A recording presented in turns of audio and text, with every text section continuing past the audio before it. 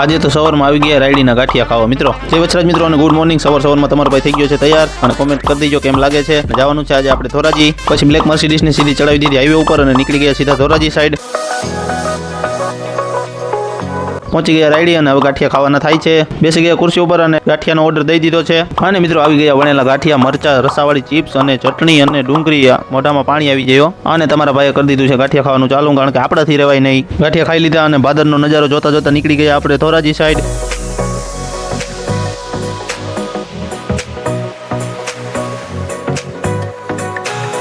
આવી ગયા ધોરાજી મામાની ઘરે અને આ છે અમારા માનવભાઈ, જેને તમે વિડીયોમાં જોતા છો. હવે વેકેશન પૂરું થઈ ગયું એટલે આવી ગયા છે એની ઘરે. પછી ગાડી લઈને નીકળી ગયા ગામમાં રખડવા. ગામમાં રખડી લીધું અને આવી ગયા ઘરે અને જમી લીધું અને થઈ ગયા તમારા ભાઈ નવરો. પછી ગાડી ઉપાડી અને નીકળી ગયા પાછા ઘર સાઈડ. અને મિત્રો વરસાદ રસ્તામાં આપને પલાળશે એ વાત આજ ફાઇનલ છે.